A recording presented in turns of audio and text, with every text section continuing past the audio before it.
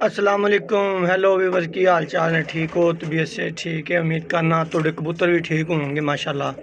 अच्छा, अज की जी वीडियो का जोड़ा टॉपिक है वह है मेरा एक परिंदा है सी, यह जोड़ा थोड़ा जहा ढिला होया सी ते इनू थोड़ा जिहा मसला है, पोट भी बंद की हुई है तो दाना भी नहीं खा रहा, तो इस तरह एक साइड तो होकर बैठा है।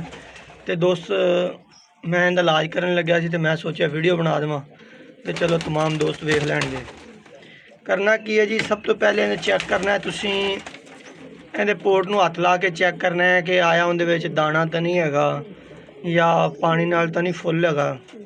बाज़ दफ़ा इवें हुंदा है ना कि कबूतर जिहड़ा हैगा ना पानी नाल पोटा फुल कर लैंदा है, ते वो जदों पानी चेक करदे ना बाहर कढदे ने तो गर्म हुंदा बिल्कुल अग तरह। उस तो इलावा बाज़ दफ़ा कबूतर जिहड़ा पोट रोक लैंदा है तो उहदे विच दाना हुंदा है।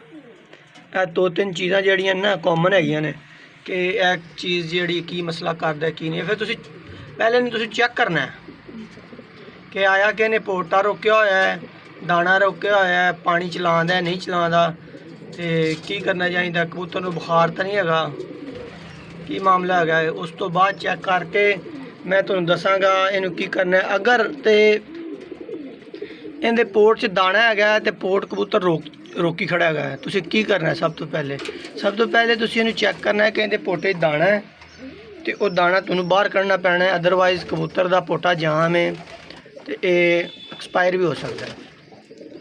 बाज़ दोस्तां नूं ये नहीं पता हुंदा कि कबूतरां दे असल विच जिहड़े ना पुट मेदे दो हुंदे ने, एक मेदा अगे हुंदा, एक हुंदा पिछे। जिहड़ा हुंदा है पहला मेदा, उनका काम होंदा है गज़ा नूं, जिहड़ी सख्त गज़ा है उन्होंने नरम करके अगले मेदे नूं ट्रांसफर करना।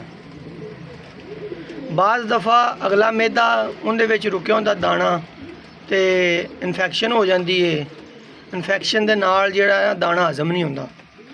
करना की है जी, तुसीं सब तो पहले चेक करना है कि इन्हूं बुखार तो नहीं, इनका पोटा करना है साफ। बाज़ दोस्तों पलटान का वल नहीं आता, इनका बिल्कुल पानी हल्का जा गर्म लैके उनके सिरंज नाल इहदे मूँह च पाना है, कोई 40-50 सीसी उन्होंने बिल्कुल साफ करना, दाना कढ़ देना। 2-3 दफ़ा पलटाओगे दाना साफ हो जाएगा।